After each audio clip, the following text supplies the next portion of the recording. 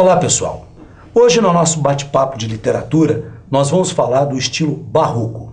O barroco é um estilo do século XVI para XVII em Portugal e um estilo do século XVII no Brasil. Vamos lembrar que o contexto histórico do barroco é muito importante. Ele está ligado à reforma luterana e à contra-reforma católica. Os valores do catolicismo colocados na contra-reforma, em oposição aos valores antropocêntricos da reforma luterana, vão gerar um movimento marcado por desequilíbrio, por instabilidade. É bom lembrar que em Portugal o barroco está ligado ao domínio espanhol, com a morte do rei Dom Sebastião em 78 e a morte de seu tio, que governou apenas por 2 anos Portugal.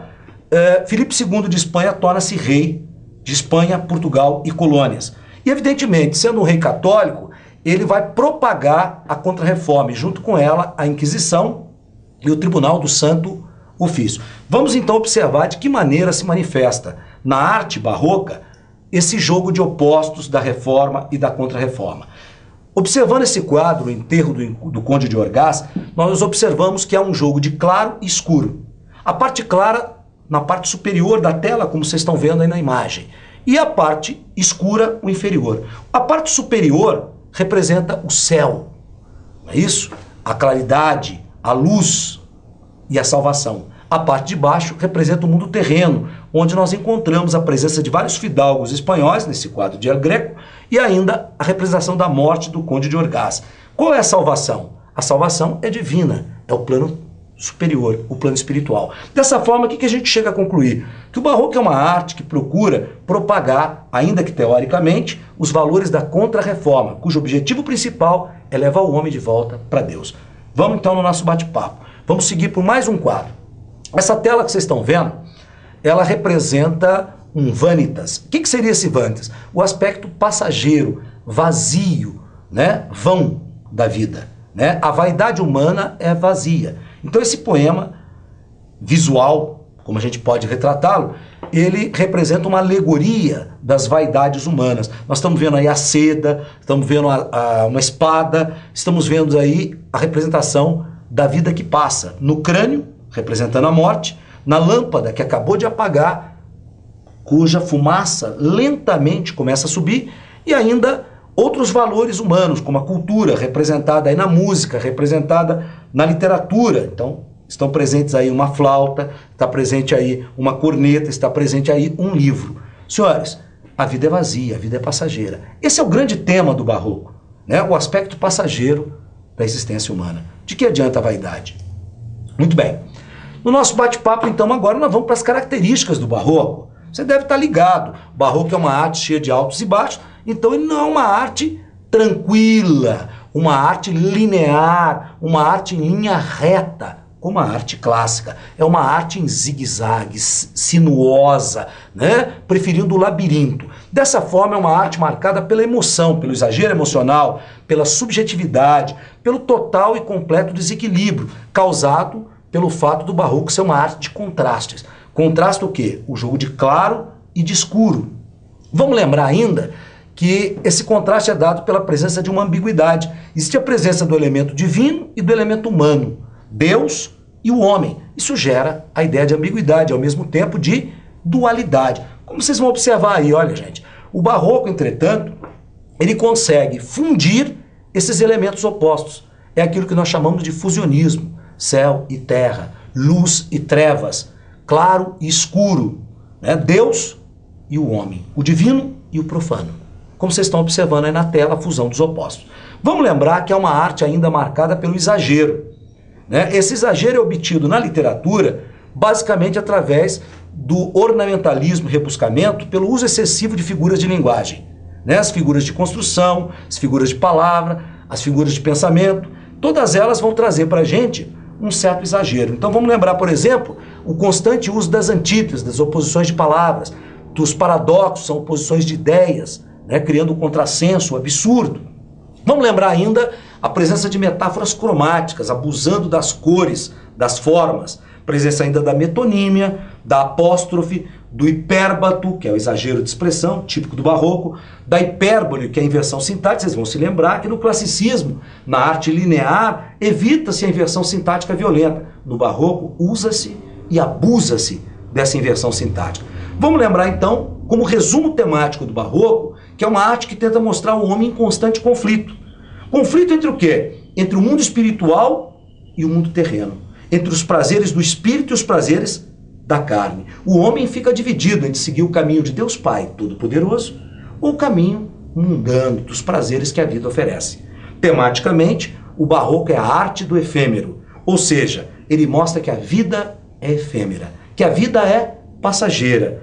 E esses aspectos passageiros da existência levam o homem, o indivíduo, a pensar melhor em se arrepender de seus pecados e voltar-se ao lado divino. Muito bem, então aquele teocentrismo presente na arte medieval, ele é retomado na arte do barroco. Ainda que numa visão tridentina exista uma presença forte do elemento antropocêntrico de herança reformista e ainda renascentista. Vamos seguir, pessoal? Então vamos lá.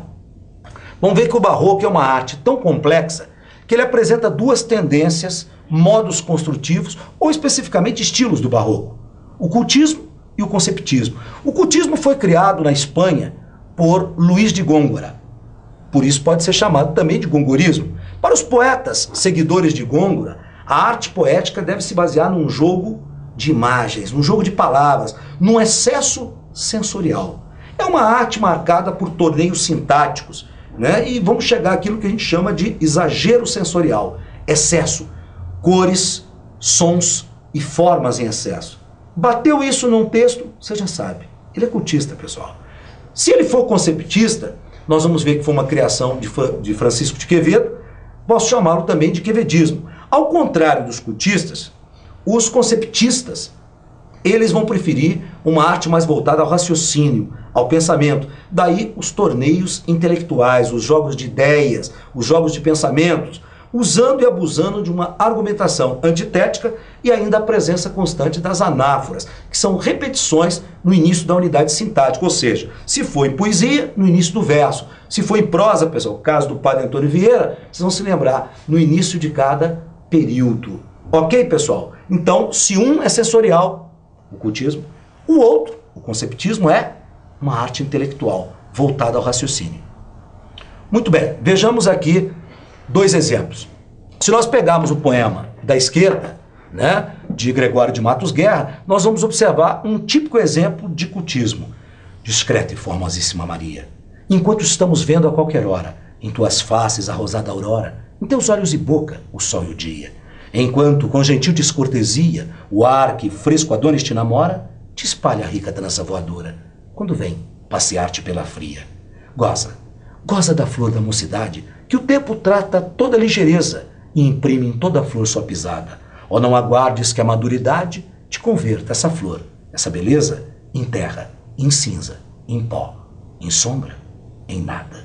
Então, belíssimo poema, muito importante numa prova. Se a gente esperar alguma coisa de barroco, esse pode ser um dos poemas, se não cair contexto, né, histórico e social, no caso seria a poesia, evidentemente, satírica do Gregório. Mas a poesia lírico-amorosa, ela fica bem evidente aqui pela presença do cultismo. Vejam, discreta e formosíssima Maria, ele já começa por uma antítese. Enquanto estamos vendo a qualquer hora em tuas faces a rosada aurora. Primeira metáfora presente. Em tuas faces a rosada aurora. Compara o rosto da amada com a aurora, né? Com o nascer do sol, o rosado. Muito bem, em teus olhos e boca, o sol e o dia. Dupla metáfora. Em teus olhos, o sol. Em tua boca, o branco do dia. Ok? Enquanto com gentil descortesia, o asque fresco te namora. Então, esse excesso metafórico, a presença aí de fresco Adonis, lembrando mais uma metáfora aí comparada com o ar, com o elemento masculino, vai mostrar pra gente, tipicamente, o cultismo, os jogos de imagens. Por exemplo, a expressão flor da mocidade, que é uma outra metáfora. Flor, né? E no final nós temos uma belíssima construção, né? Em terra, em cinza, em pó, em sombra e nada, que nós temos aí a presença claramente aí de uma gradação crescente, pessoal. Crescente, por quê? Se todos representam a palavra morte, são figuras aí com o mesmo significado, terra, cinza, pó, sombra e nada, a gradação é crescente, porque nada representa o absoluto. O segundo poema, a primeira estrofe, já mostra pra gente claramente a presença do conceptismo. O todo sem a parte não é todo. A parte sem o todo não é parte. Mas se a parte o faz todo sendo parte, não se diga que é parte sendo todo. É um jogo de ideias. Vamos imaginar, então, um quadrado maior com um quadrado pequeno dentro. O todo é o quadrado grande. O quadrado pequeno é a parte. Se eu tiro a parte, não fica apenas parte naquele todo? Agora, se eu tiro o todo e deixo a parte não se torna todo? Jogo de raciocínios, jogo de ideias, baseado em premissas da lógica. Ok, pessoal? Dois autores se destacam, Gregório de Matos e o padre Antônio Vieira. Vamos então aos exercícios do Barroco.